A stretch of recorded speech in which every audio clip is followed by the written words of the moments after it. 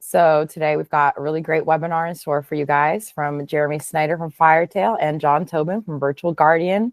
It's going to be extremely informative on AI and API logging, the intersection of them both, and why they're important, and some actionable steps for you. So first and foremost, just a little introduction on what we're going to be talking about today.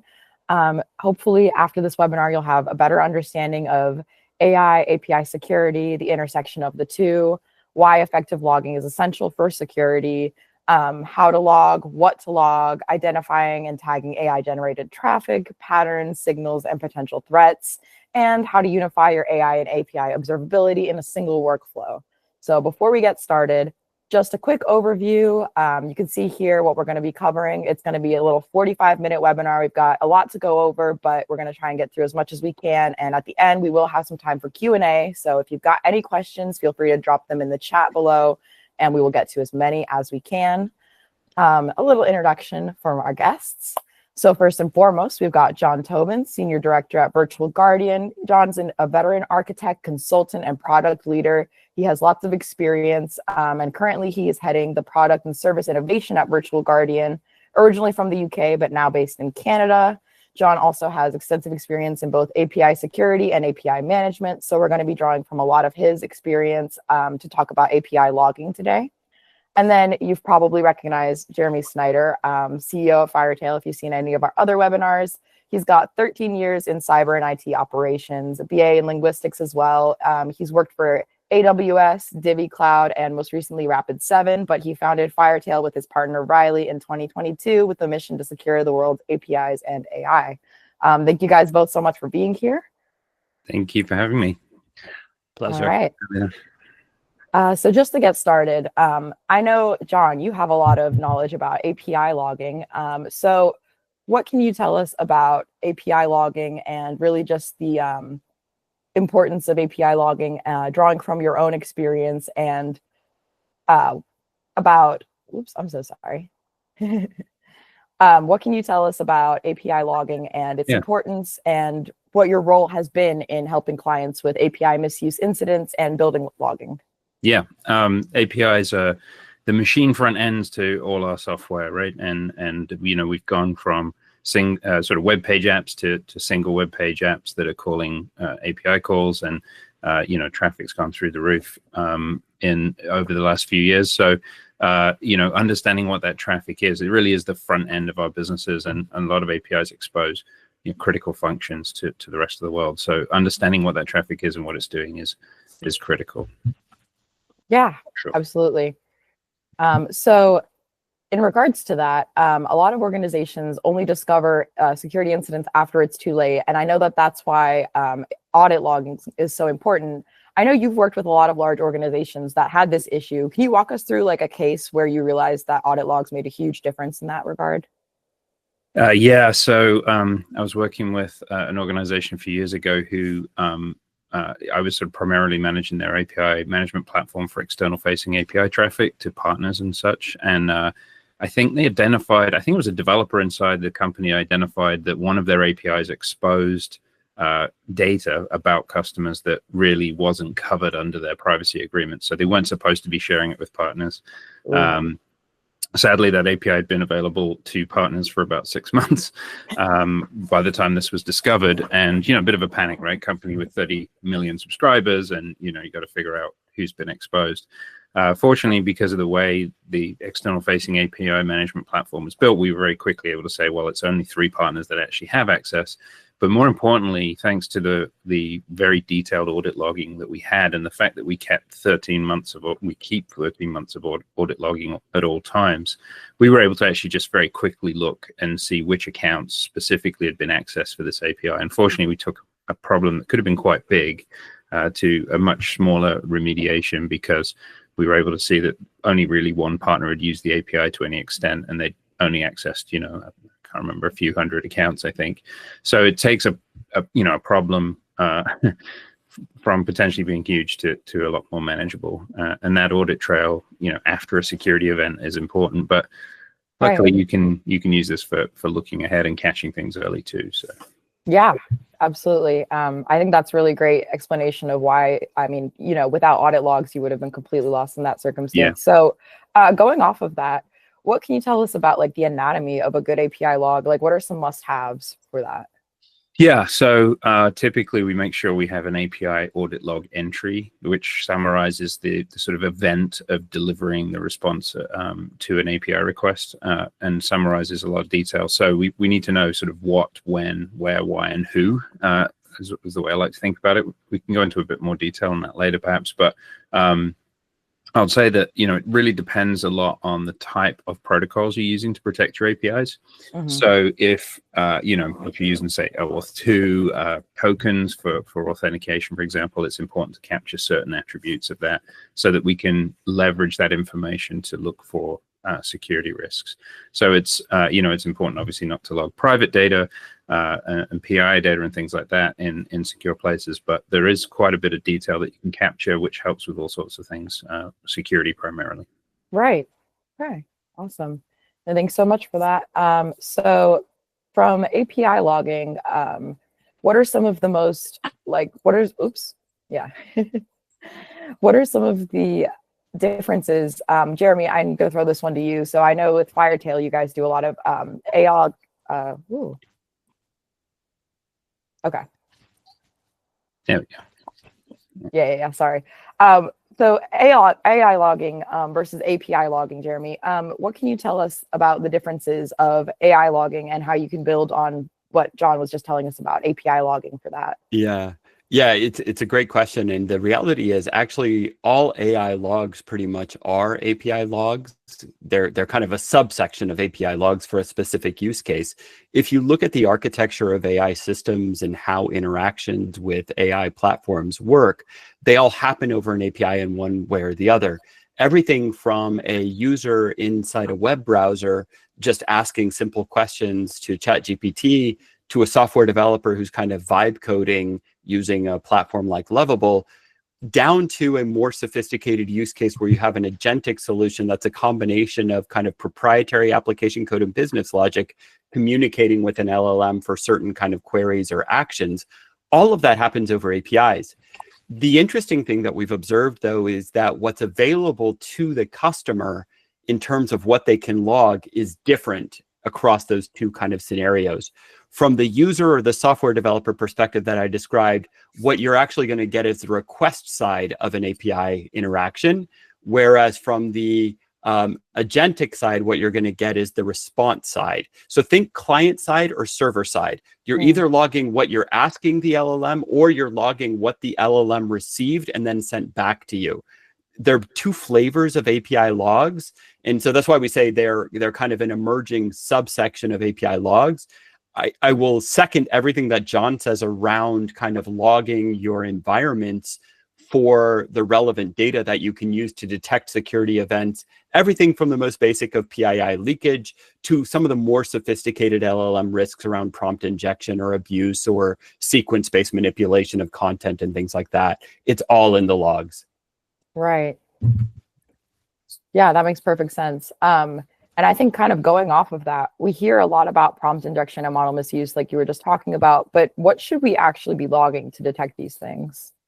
Well, you want to be logging the majority of the interactions, if not all of them, if you can. And so if you think about something like a prompt injection, you want to understand first what triggered the prompt injection. So what was the series of requests that led to the prompt injection? But then importantly, you need to understand the impact of the event. And so kind of the post-breach interactions are also super critical to log. Now, if you've got a good audit trail, you know what's going on, you're going to have both of those things to start off with. So the modification really is only a modification in terms of how you analyze the data.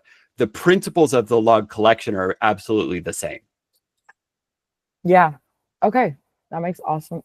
That makes perfect sense. And going off of that as well, I know that having a centralized AI logging system is a really important part of that. And this is something you do really effectively at Firetail as well. So what can you tell us about how Firetail creates like a centralized AI logging system and makes these logs actionable? Yeah, so what we do, we recognized a problem actually a few years ago on the API side. and I'm sure John will, this will resonate with John from his experience, you know, APIs can be run in so many different ways. You can run them with load balancers, with API gateways on different platforms, serverless or server, container, whatever the case may be. And one of the challenges is that those logs come in different shapes and sizes.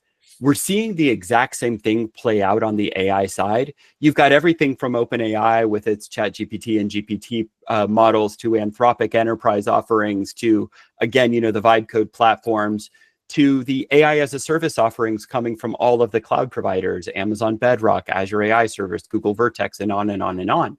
And we have that same challenge of log files coming in different shapes and sizes. So what we did at Firetail is we created the ability to kind of ingest and normalize logs in different formats from different sources, and then apply a single detection on top of that. So I'm looking for PII leakage. I don't care if my log file came from Anthropic or came from OpenAI or came from Lovable. It's the same detection on top of all of them. So that's really what we do, is we provide this kind of centralized log stream and centralized detection capability on top of that normalized log flow. Gotcha. Yeah, so that brings me to the next question I have, which is about kind of the intersection of what John was talking about with our API logging and what you were just telling us about AI logging. So what can you guys both tell us about how the two things converge? Yeah.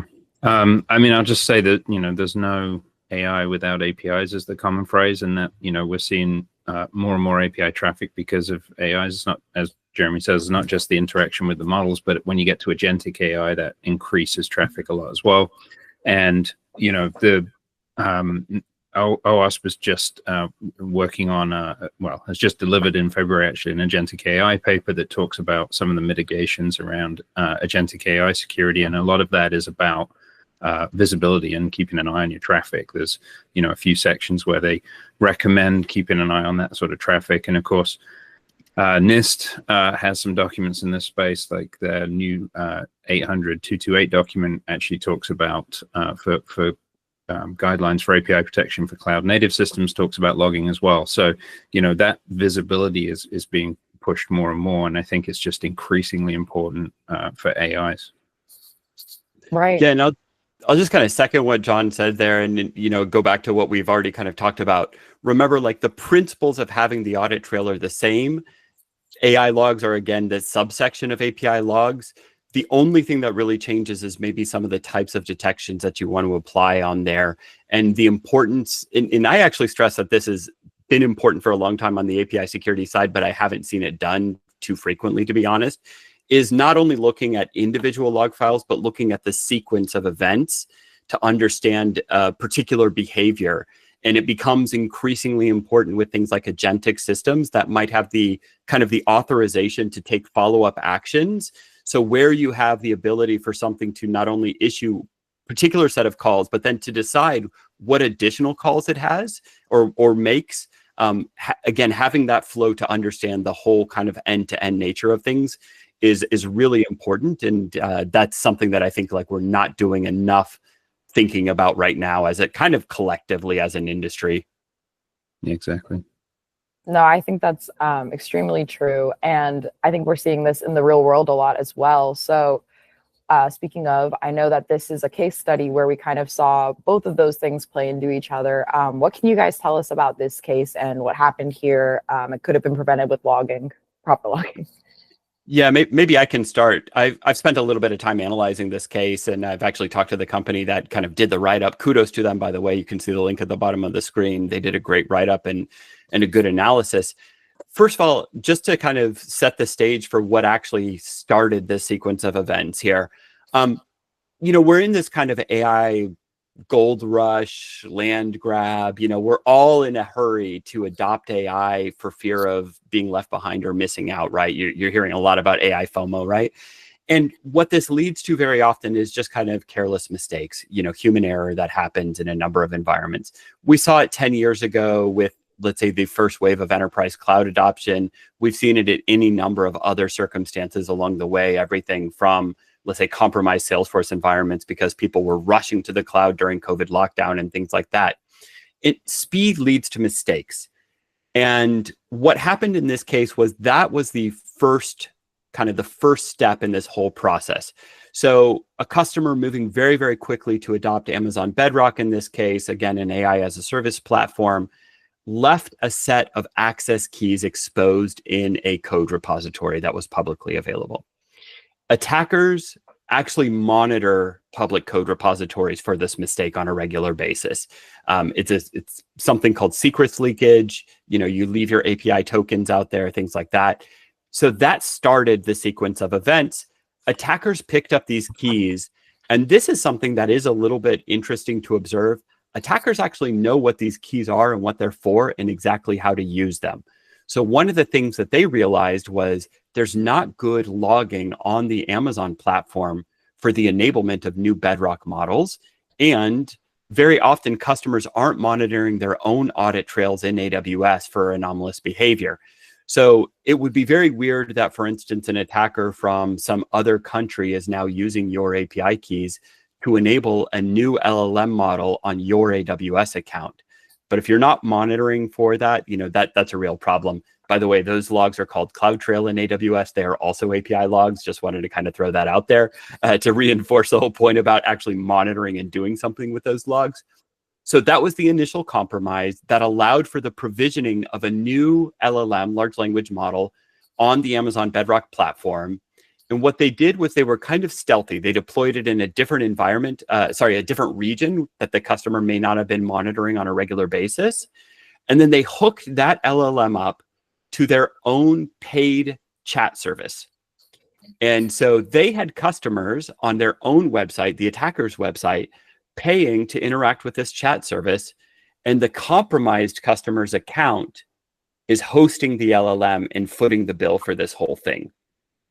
They jailbroke the LLM model using a known exploit to enable some mature content to be shared, which is primarily what they were able to monetize. And the customer only learned about it at the end when they got their bill. And they see this kind of anomalous spike in like, hey, we didn't use that much Bedrock. And a lot of these AI services are actually quite pricey. So if you think about the volume of data that could be processed in a chat interaction, a lot of back and forth, a lot of text being processed, et cetera, it ended up being a pretty pricey proposition. But you can see like multiple steps along the way, active logging and active monitoring or detection of anomalies and, particular scenarios on those logs would have caught this much sooner. Obviously best would have been if they never leaked those keys in the first place. But, once the keys had been leaked, any of those monitoring steps and logging steps along the way could have really contained this a lot earlier. Yeah. I'll just add, OWASP already has top 10s for LLMs, machine learning, etc. But this all gets worse with agentic AI, right? Because, we now have these applications unchained essentially, and they're going to be making a lot more API calls themselves. So you can imagine the potential risk and exposures just going up. We've got protocols like MCP and A2A, etc., that are just API calls that allow agents to interact with each other and tools in the world. So and that's why OWASP is going to bring out a new agentic AI top 10 shortly. The paper's great, and I think they're going to sort of consolidate everything for agentic AI. So wow, a lot more risk. Yeah. I mean, that's kind of the general vibe I'm getting, is that we're really just heading in a direction where like the risks are going up, and like this is more important now than ever before. So yeah, this example really crystallized kind of what we've discussed about how there's no AI security without API security. Logging is the key to both of those things. So kind of moving on to some more like actionable steps when it comes to logging. John, I was wondering if you had any like recommendations or some key steps you could kind of talk us through where, like, since you have a lot of experience with the logging side of things. Sure. Yeah, just kind of what's your general advice to people when it comes to logging? Yeah, I mean, I talked about the audit trail entry, and I'll just take us through maybe some of this stuff. So, a great place to start really is, it's not the only thing that we should do, but we should be logging an audit entry, as I said, for every API transaction. And that's most easily done sort of at the edge of your network, if you like, or at the front end, that sits in front of your APIs, your API gateway. And as I said, that audit entry should contain what, when, where, why, and who. So I'm going to go through each one of these. We can just chat briefly about what kind of thing that means. We do a single sort of audit line for all this stuff.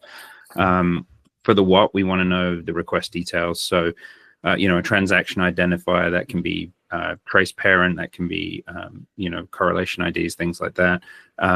We want to know what service is being accessed. It's really important to track your API audit entry against each API and each operation, so we know exactly what's being called, what URLs being requested, and what type of identity was used to protect the API, if at all possible. When it comes to the when, obviously we want to know exactly when this happened. Time is very important. As Jeremy said, it's about sort of knowing the trail of things sometimes. So, timestamps are important, but also keeping timers, right? Tracking how long transactions take can also illustrate security issues. Sometimes if APIs suddenly start slowing down, that could mean that they're being overloaded through an attack, for example, if your gateway slows down, that sort of thing. But this is where, these kind of logs start to trigger more benefits as well, right? So we can be using these to produce SLA indicators and performance things, which is great for operations, scaling, capacity planning, all that kind of stuff. The where is, where this came from, what server it landed on, the downstream details from the gateway, like how are the downstream APIs, which servers are being requested, etc. All this kind of stuff is critical. We want to know where our customers are coming from, what servers and so on. If I could just, sorry, on that last point, if I could just chime in for a second on that, particularly that last detail about the gateway proxy is one where I see a lot of errors happening, because I see a lot of logging that doesn't think about the fact that you might have proxies and gateways in your network infrastructure or your network topology. Yeah. So are you logging the IP address of the original requester, or are you just getting a bunch of logs that look like your API gateway is requesting things from the server? Yes. And I've seen that happen in the real world where, there's no visibility into where the end customer is actually sitting because they're not thinking about the IP address forwarding. Common error. I just wanted to kind of throw that out there. Absolutely. Yeah, there's a pseudo standard, the X forward for header, which contains the IP address of the original customer. A good gateway will pass that down to the downstream API as well. But really important because I've seen people sit there and say, well, all our traffic seems to come from the load balancer. That's weird, isn't it?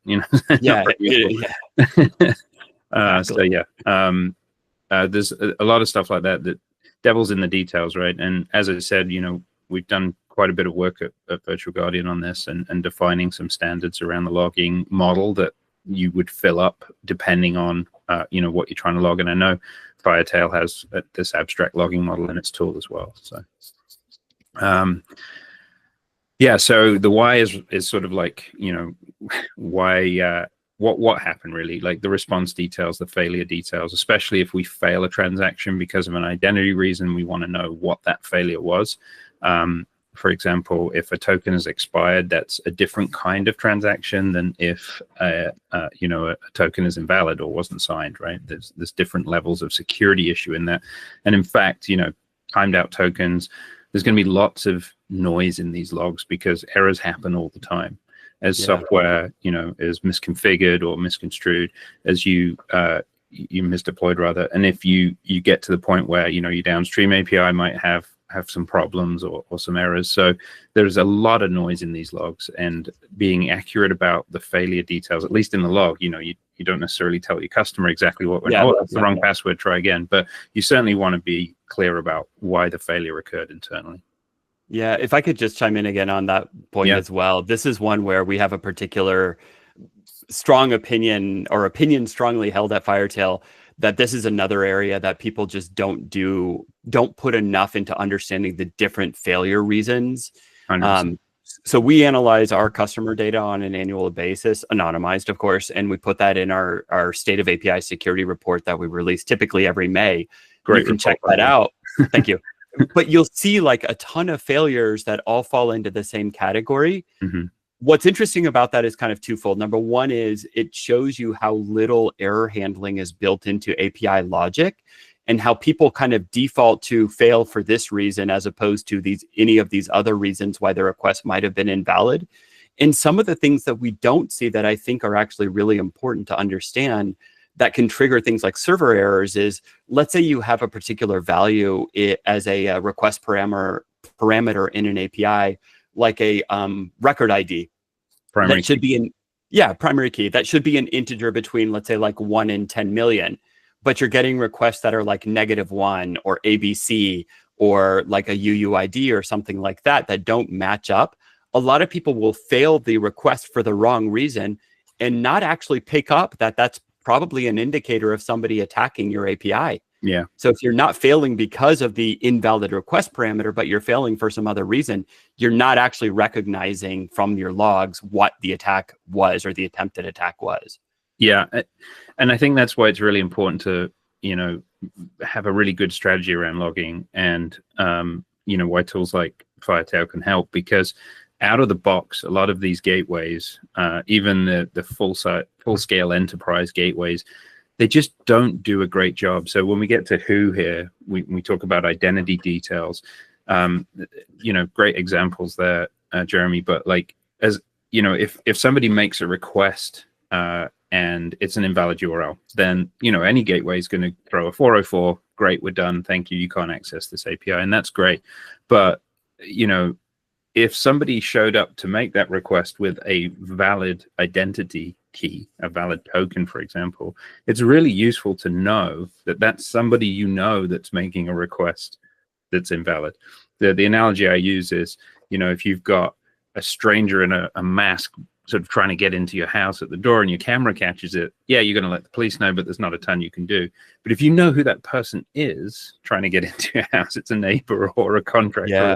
It's kind of useful to know that. And depending on how you set up your gateway, you're not going to catch that by default. You have to sort of configure things in such a way and pay attention to your audit logging so that you can catch those kind of scenarios. So a lot of the logs Firetail will pull in out of the box from gateways is just not going to catch that stuff. In fact, a lot of them don't even capture good identity by default, like who's making the request, which is obviously important whether it's successful or not. So, and that's, the error logging sort of scenarios and deciding what to capture and what that is. We have a lot of blueprints around API management capabilities at Virtual Guardian, and one of those is about having a really good error strategy. So making those decisions, as you say, Jeremy, about what we're going to capture about failure, etc.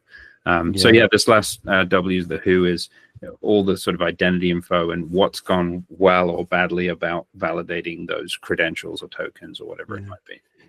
Don, can I ask, before we move off of this, I really, first of all, I think the framing of the 5 Ws as just as like, an easy to remember mnemonic checklist of have we covered all the important things is great.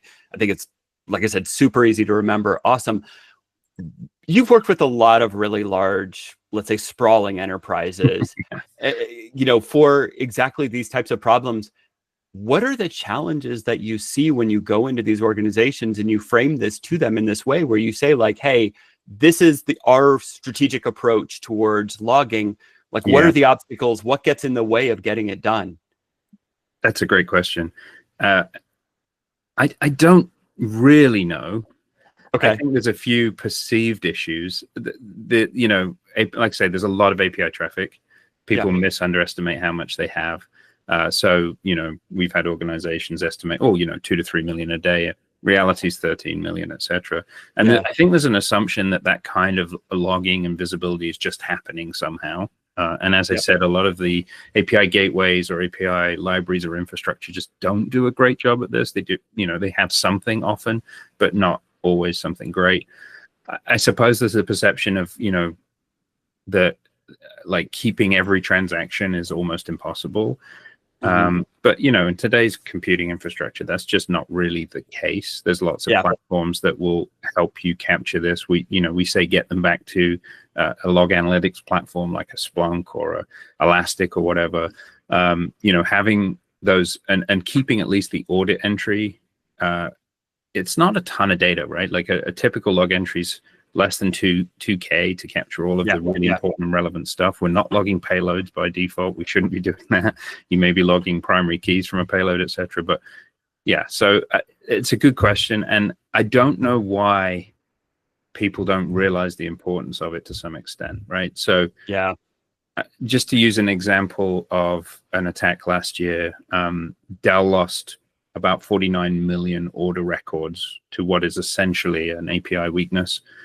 Somebody had compromised their partner portal, and by compromising I mean just registered for free and given a credential, which then allowed them to essentially make 3,000 requests per minute to pull down order records. So that's a number of failures there, but essentially a bowler, failure of object level authorization there. And that's I mean, the complex security technology there that might have let them catch that early is simply counting things, right?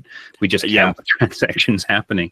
But to count those transactions, you need to record them. And you need to record who made them. So when you see a single identity doing way more requests than normal, or that would be reasonable, it would have been really easy to catch if they had this logging. So. I mean, it's a good question.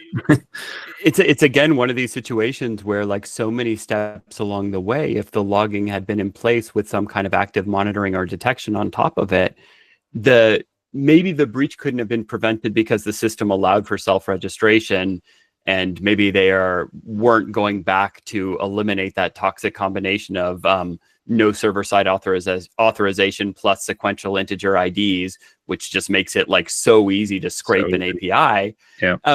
But like again, like I was saying, just so many steps along the way that monitoring and detection could have limited the impact of that breach. 3,000 a second is not likely that it's a valid business case for a partner to have to look at 3,000 orders. A minute, right? I mean, that's 1,000. And people say, of course, throttling is a good practice. That would have helped to some extent, I suppose. But attackers are more patient than ever, and so they will happily, take, instead of the 3 weeks I think it took to get the 49 million, it might have taken 3 months. But who cares, right? Like, so what? So it actually makes, in some cases, throttling might have made it even harder to sort of catch in a way. So, yeah. Well, thank you so much, John, for that really detailed explanation about API logging. So just to kind of go back to AI logging for a moment, Jeremy, what can you tell us about kind of how the 5 Ws that John just went over can be applied to AI logging as well, what the differences are, and what you need to build on for the AI side of things? Yeah, well, I will certainly just reinforce everything John said around those 5 Ws, because again, AI logs are a subsection of API logs. And so I would absolutely take those 5 Ws as a starting point. What is interesting is something that John alluded to, the kind of the agentic use cases, the MCP, the A2A, where you have a combination of things that get initiated by a system or by a user, but then get handed off to an LLM or some kind of AI system that is then going to go make semi-autonomous decisions about other things that it does.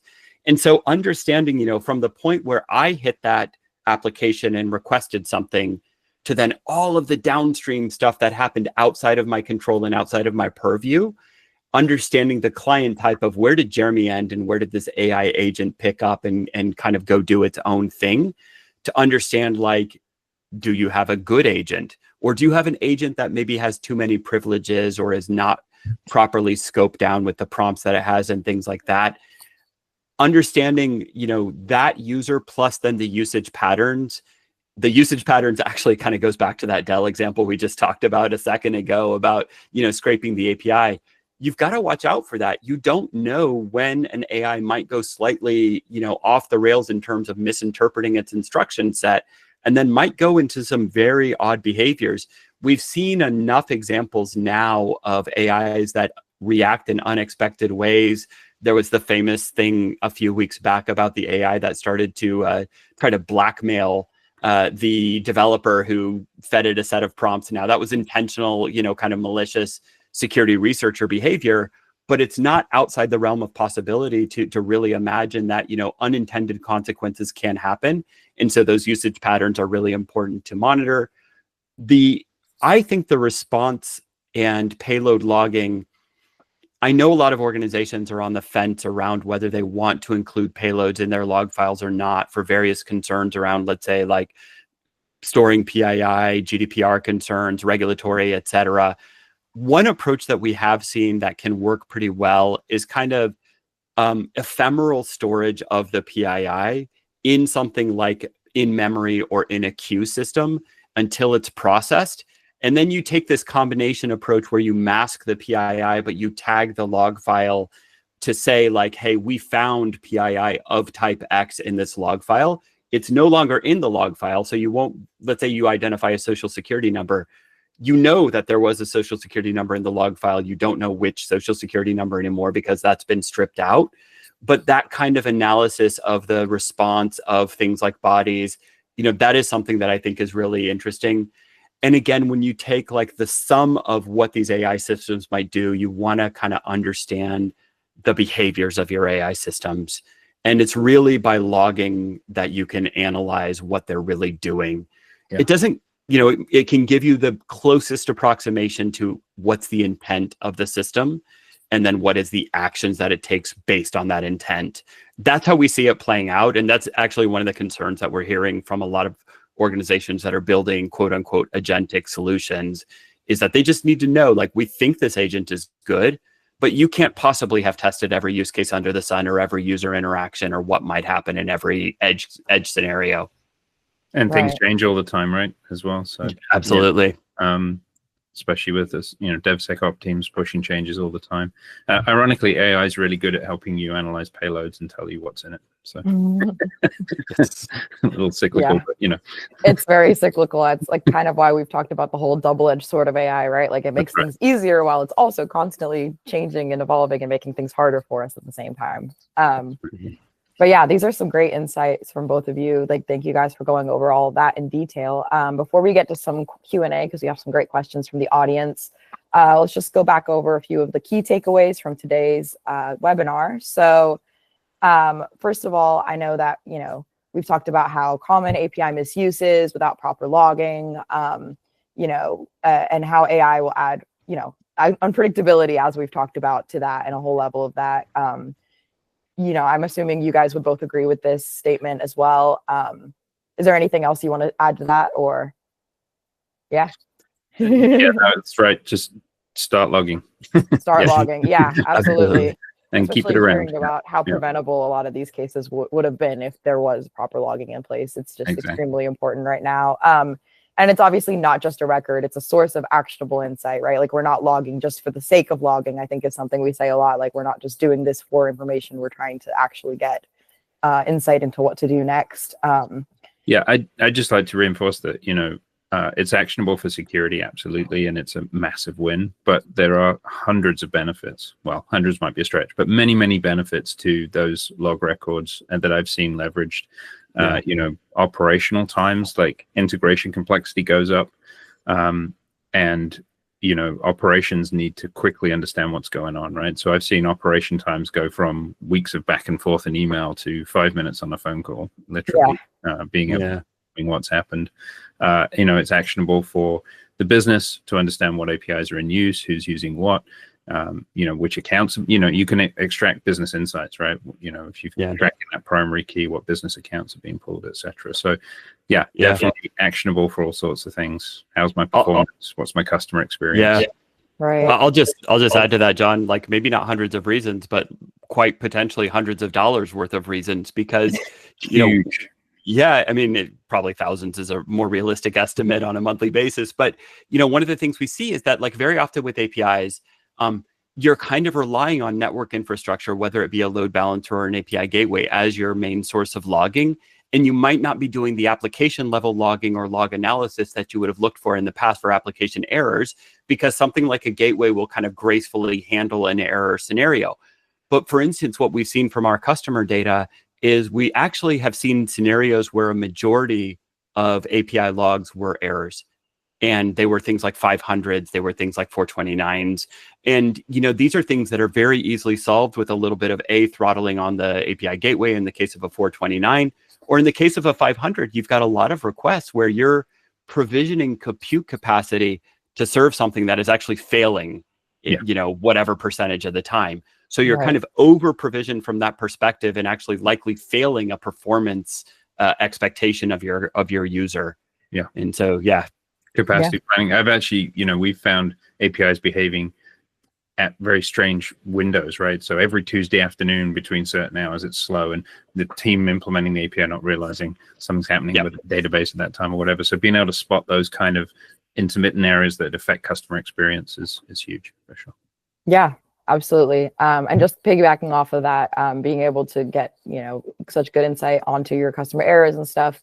I know Firetail has some great tools on making logs better, easier to read, centralized, security relevant, actionable, and timely. So we'll definitely have some CTAs, and we have a what is it called? A QR code as well that you guys can scan, both to get Virtual Guardian resources and Firetail resources for you at the end.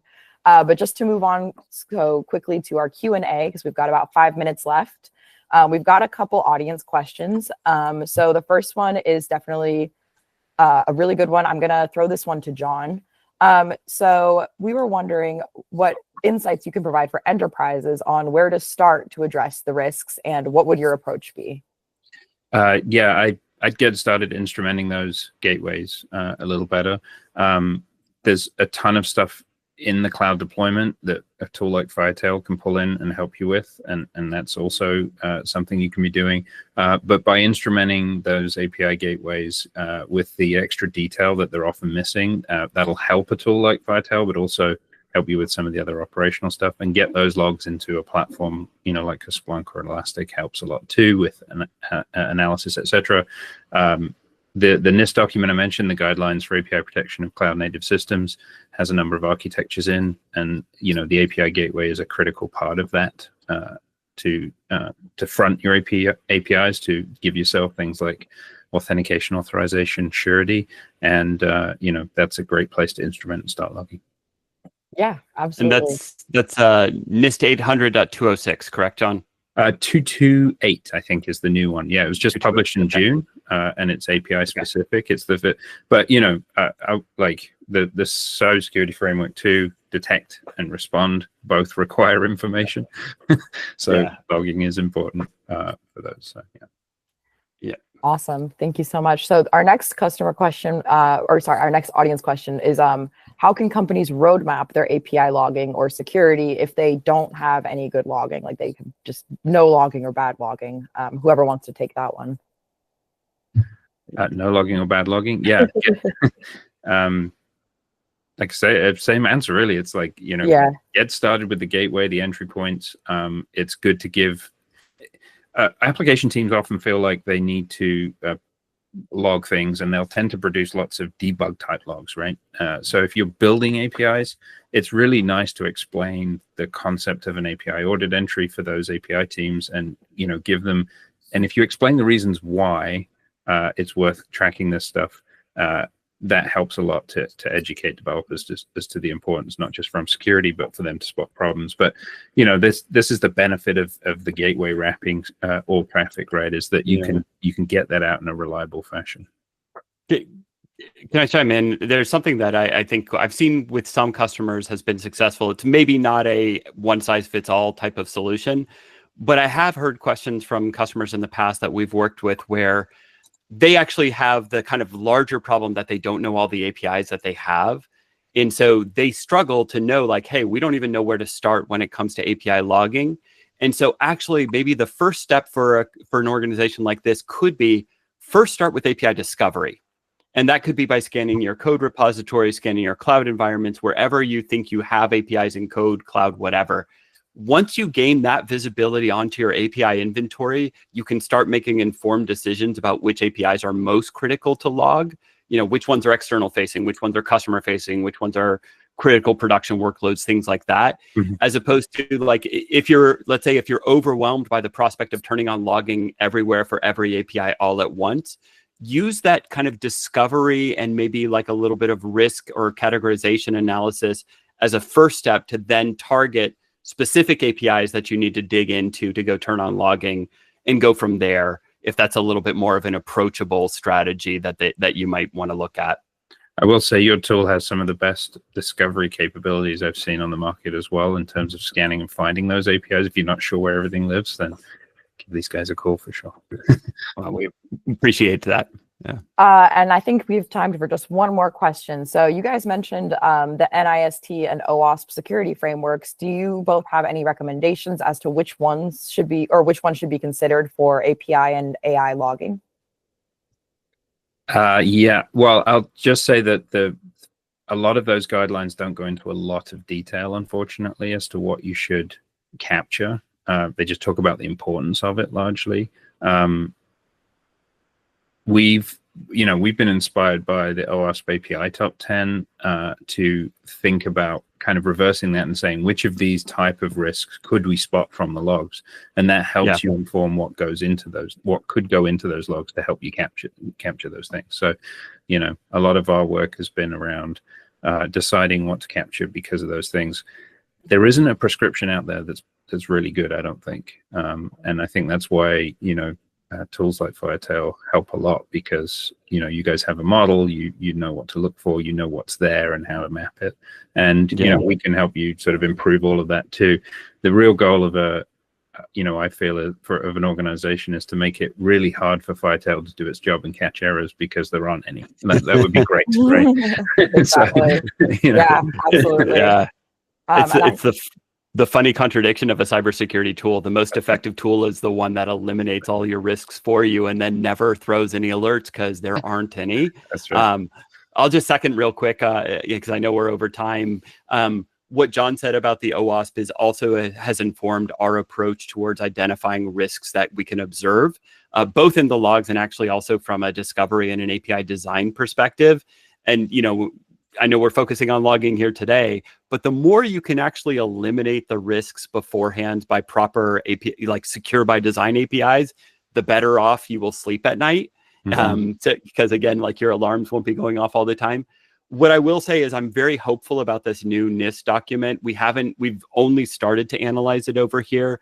We will be working towards implementing that in the product as well, because I know a lot of customers in regulated industries will look towards NIST as a guideline for kind of helping them with the closest thing to a prescriptive set of controls that they might find. Yeah, absolutely. And I think that's a great place to stop for now. If anybody has more questions, we have these QR codes up here, getting connected with Virtual Guardian or Firetail, and they're great resources for answering all of your AI and API logging concerns. I just want to thank you guys both for being here and for this great discussion and conversation. And thanks to everyone in the audience. We really appreciate your support, and I hope that this has given you guys a better knowledge and jumping off point for AI and API logging. So yeah, thank you guys both so much. Thanks, Lena. Thanks, Jeremy. Thanks everyone for joining. Thanks everyone. Bye-bye. Bye. Bye.